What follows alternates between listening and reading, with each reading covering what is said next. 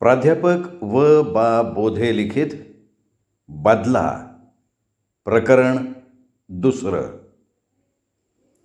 दादानं लाद घातली तसा भाना उठला. डोळं चोळायला लागला. तोंडात शिवी आली होती पण ग बसला. दादानं आवाज चढिवला. कसली र झोप ही? 2 तास झालं बघतोय घरारा घोरतोय. काय सासरवाडीत झोपला काय? भाना काय बोलला नाही. उठला. हातरून आवारली. घड्या रचून ठेवल्या. तोंड धुतलं. पाहुण्यानं दिलेला चहा घेऊन निघाली जोडी. पाटील सांगितलेलं ध्यानात ठेवा. ताण्या गावात आला का पहिली बातमी मला समजली पाहिजे. आणि जरा तुमचा फोन नंबर द्या मला. घ्या की. दादा खाली बसला. फोन नंबर लिहून घेतला आणि बसल्या बसल्या त्यांनी पोलीस स्टेशनला फोन फिरवला. साहेब आहेत का? मी पोलीस पाटील बोलतोय. ताण्या चव्हाणचा माग काढला का पोलिसांनी? का म्हणजे तेवढा उद्योग म्हणजे? सरकारने काय तुम्हाला रेडकं बाजारायला नेमलं आहे काय? साहेबाला सांग माझा निरोप. धाडकन फोन ठेवून दिला. इकडं पोलीस पाटलाला घाम फुटला ना. मान हलवत तो म्हणला, तुम्ही देणार दाडाला आम्हाला. आता एवढं घाबरून जायचं जमते वे? राव पण सरकारी माणसाशी कसं बोलावं तुम्हाला कळतं का नाही? शिवधडीचा माणूस म्हणून जवळ केला तर तुम्ही आमच्याच टाळ उमोतायला लागला. चलतो पुन्हा येतोच ये माघारी. जयशा थेट मागवाड्यात आला. दांडा आपटून दार उघडायला लावलं. घरात शिरला. कोण नव्हतं. रिकामं घर. भानाला काय करावं कळना. राती कानावर पडलेली बातमी खरी का खोटी त्यालाच कळना. दादाला मोहरं घालून तो गावाच्या बाहेर पडला. टेकडी उतरून वाड्यात उतरला.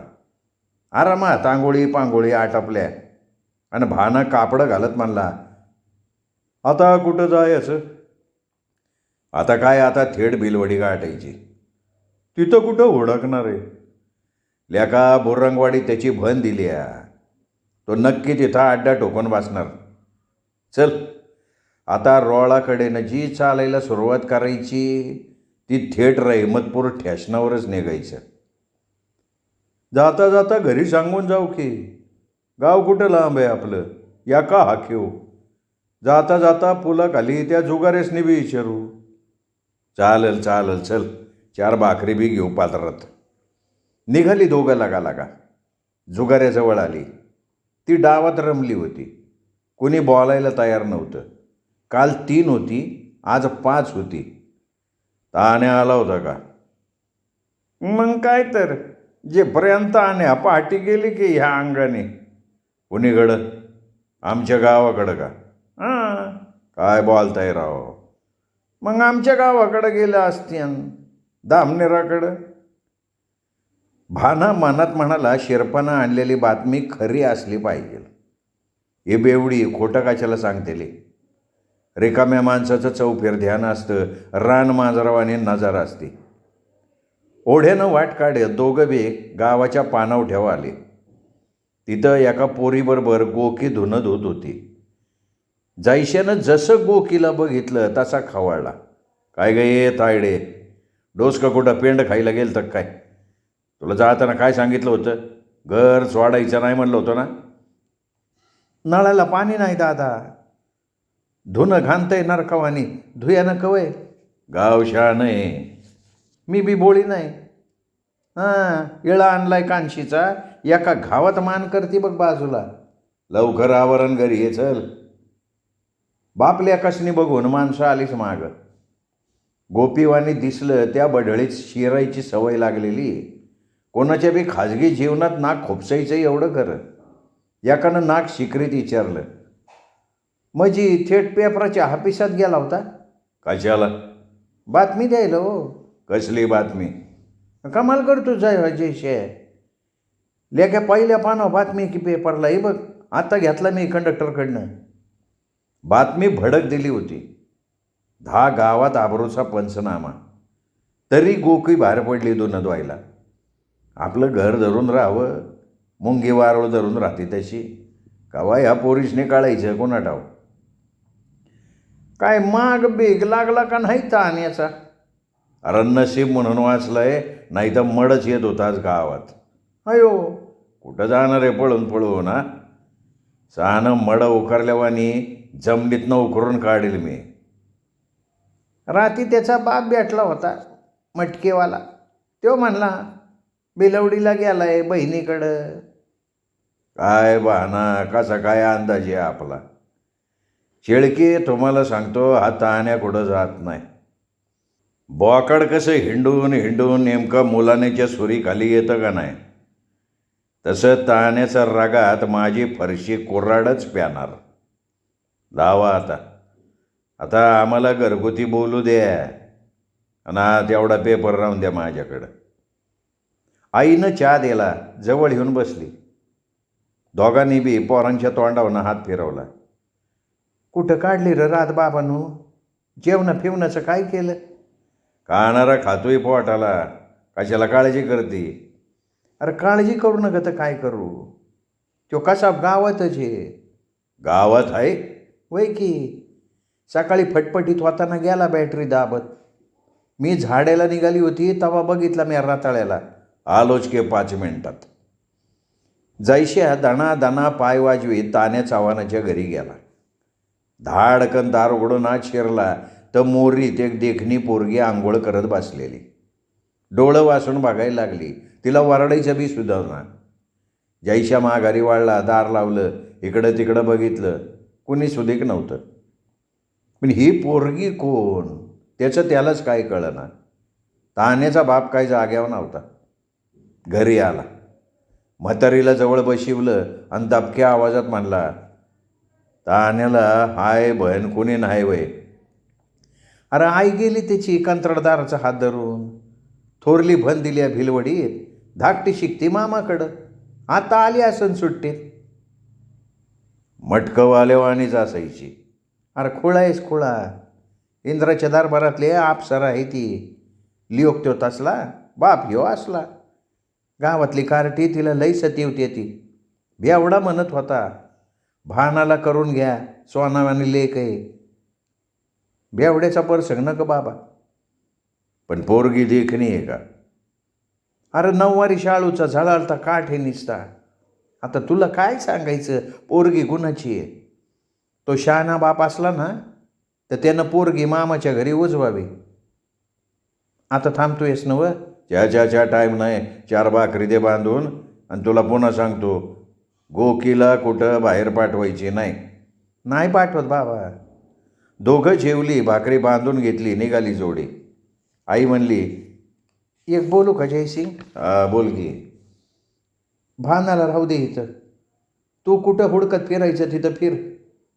हे रानातलं बघतीन का घर सांभाळतीन? काय भाना, काय म्हणते आई? मला बी वाटतंय घरात राहावं. काय हे ताण्या कावा बी गावात येईन. मी एकटा त्याला फासून मारल. ठीक आहे, पण गाव धरून राहतो. तुम्ही आदनं मधनं पंचायतीत फोन करून मला बोलवून घ्या. लांडग्यावानी 2 अंगाने शिखर गाठू. जयसिंगला ते पटलं. भाकरी कुऱ्हाड पिशवीत टाकून तो दांडा सावरत ठेसनाकडं झोकला. एकटाच मनाशी विचार करत निघाला, ताण्या असा आड रानात गावाय पाहिजे, खोकाट हळपटल्यावानी ताणून मारल मी. निघाला लागा. बेंदाडातल्या पुलावर आल्यावर त्याला गोसाव्याचा गाण्या भेटला. राम राम मालक. का बसलायच इथं? मासं धरतोय. पुलावर बसून? ते काय जाळं लावलं ढोत, तासाभरानं काढायचं. लय लापरा बेंदाडला. नदीचा मासा चाडलाय. पोचू का किलोभर घरी? चहा नाहीस, मी चाललोय गावाला. मासं कुठं खातो? ताण्या गावाला का? तुला काय माहिती रे? नाही, काल पाराजवळ चर्चा चालली होती. पोलीस पाटील पोलिसांनी सांगत होता, जयसिंगराव माग काढाय गेले, तुम्ही इथं गावात बसून कोंबड्या खावा म्हणला. असं म्हणला पाटील? मग काय.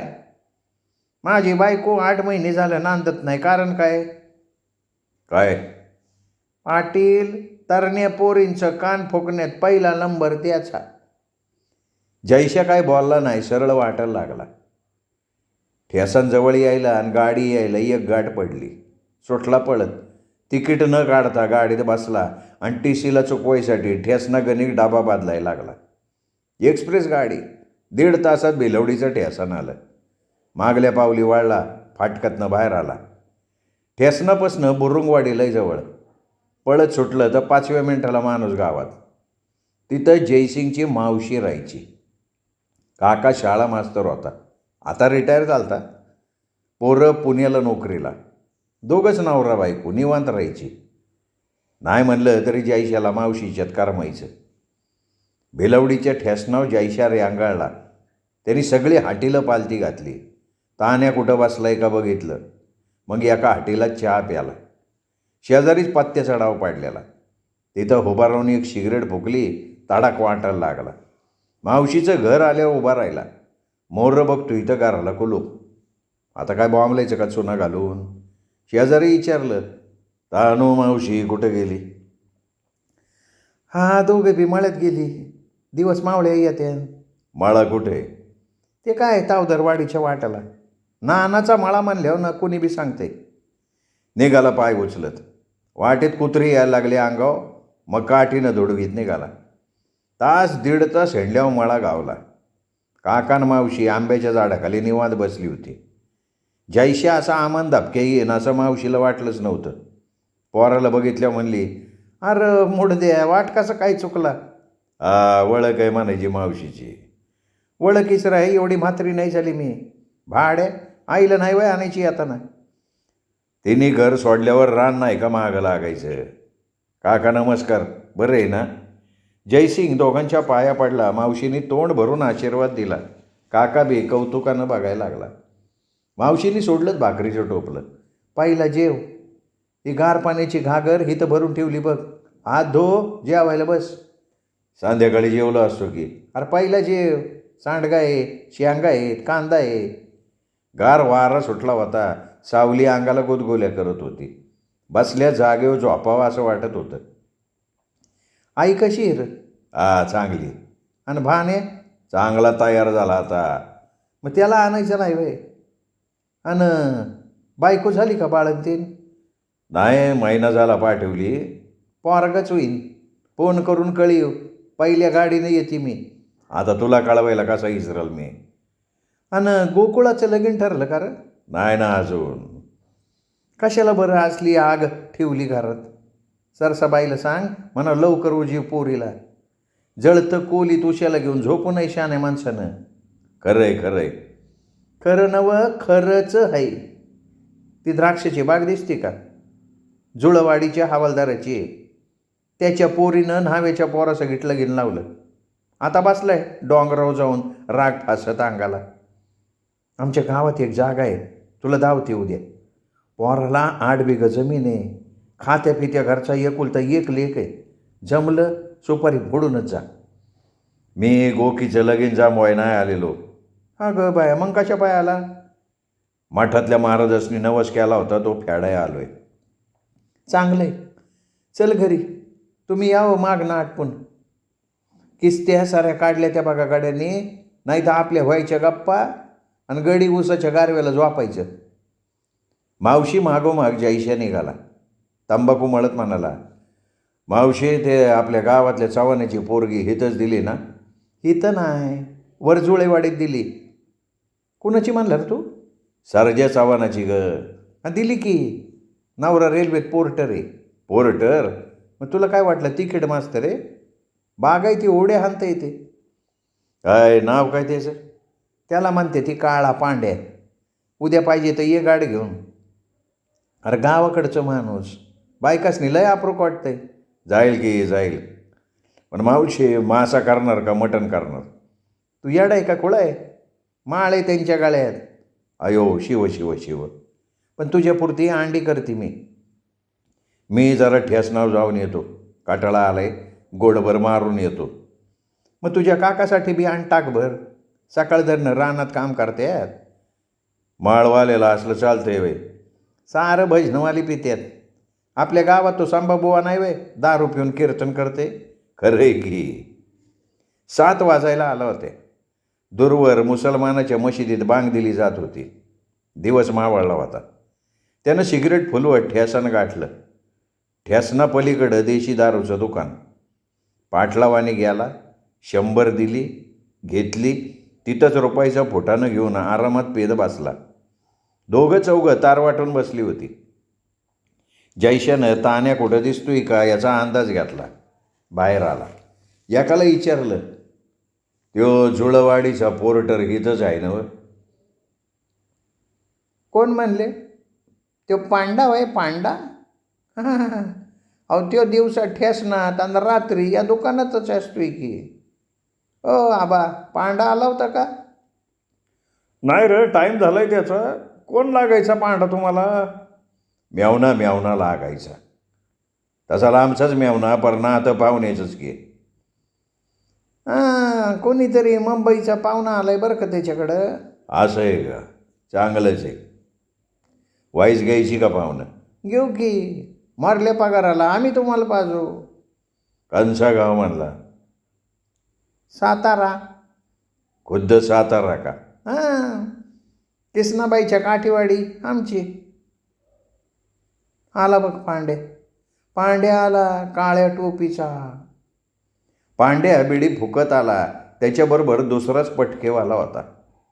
तान्या नाही म्हणल्यावर जयशा जवळ बसलेल्या पाहुण्याला म्हणाला, यो नाही आमचा पाहुणा, चलतो. उगा तेच नाही हाकबेक मारून काय सांगू नका. काय? जयशा दुकानात पुन्हा शिरला. 60 रुपये दिले, बाटलीच घेतली. कमरीजवळ खवली, निघाला तारा. मावशी कालवण करून भाकरी कराय बसली होती. काका दारूची वाट बघत होता. अरे किती टाईम रे मारदा? लय गर्दी. ओळखी पाळखीची माणसं भेटतात. उठाय तरी येतंय का लगी? आता लय ढोसू नका, चढदिशी प्यान ताटाव बसा. हे बघ मावशी, आता आरामात गप्पा मारत प्यानार. घरी आईची पीटपिटी. निदान तू तरी ग बस की. बस बाबा बस, पण उद्या गोकीसाठी जागा दाखवणार. अगं तुझीच लेक आहे ती. कुठं द्यायची तुझं तू ठरव की. मावशीला बरं वाटलं. काकानी गलास मारला, मग तोंड उघडलं. पोरा, तुला वाटलं असेल आल्यापासनं काका काय बोलला नाही, पण औदुंबरा शपथ सांगतो, पोटात अक्काबाई गेल्याशिवाय आपल्याला वाचच फुटत नाही. विचार मावशीला, विचार तुझ्या. काय मावशी? अरे निमताला टेकलेत. त्यासनी म्हणाव काय घोटायचं ते घोटा ना, बोलायचं ते बोला. काका एकाच गालासात आवड झाला. देवावानी जेवाय बसला. मग जयशेने बी बाटली फलीखाली सारली. गरम भाकऱ्यानं अंड्याचं कालवण म्हणल्यावर त्याच्या पोटात आग पडली होती. लागलं गप्पा खायला. अरे हळूहळू खा. काय कुत्रं मागं लागलंय का?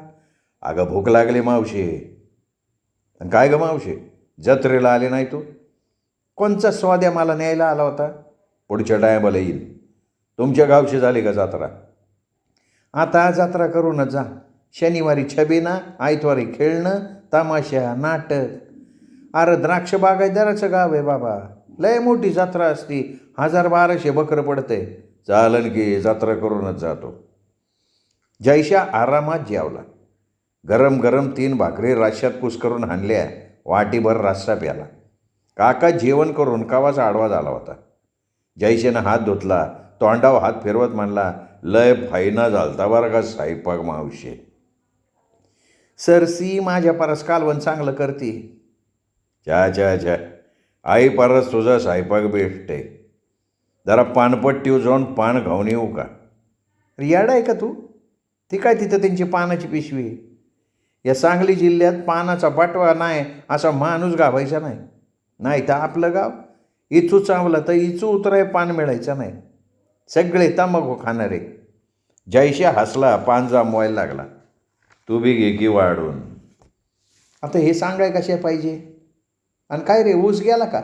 महिना झाला, बिल बी आलं पहिलं. 500 सागानं काढले.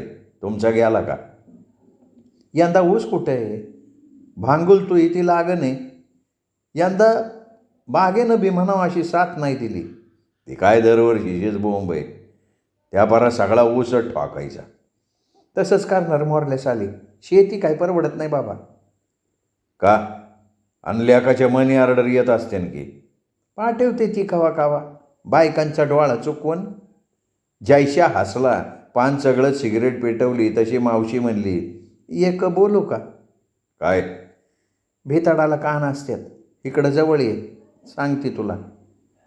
ती चव्हाणाची पोरगी दिली ना काळ्या पांड्याला, ती काय चांगल्यातली माणसं नाहीत या. आपल्याला काय करायचं त्यांच्या घराण्याची? अरे भाड्या, तो पांड्या ह्यांच्याकडं आलता. म्हणत होता गावातल्या गावात सोयरीक जमवा. कोणाची? त्या तान्या चव्हाणाची आणि गोकीची. अरे तो तान्या या काळा पांड्याचा मेवना नाही व्हाय लागत. संबंध नाहीच चांगलं. आय त्याची रक्ताड्याची होती. तुला सांगून ठेवती, उद्या गेलास तिकडं म्हणजे बैठक बोलवतेली. तो पोर्टर लय मोरचा आहे बरं. पायताना ना हानीन की मी. मला एक सांग र, त्या तानेचे ना गोकीची काय भानगड बिनगड नाही ना? नाही तसं काही नाही. होय ना? आता येऊ दे दारात. गोव्यात बुडवून पायतानाच हानती त्याला. पण हे सगळं ऐकून जयशा थरारला होता. त्याचं डोसकंच बधीर झालतं. श्रोते हो, तुम्ही ऐकताय व बा बोधे लिखित बदला ही कादंबरी. आज या कादंबरीचं दुसरं प्रकरण तुम्ही ऐकलं. तिसरं प्रकरण ऐकण्यासाठी उद्या भेटूयात दीपक रेगे कथाकथन चॅनलवर. पण श्रोते हो, अजूनपर्यंत जर तुमच्याकडनं चॅनल सबस्क्राईब करणं झालं नसेल तर एकच विनंती करतो, कृपया चॅनल सबस्क्राईब करा. भेटूयात उद्या. नमस्कार.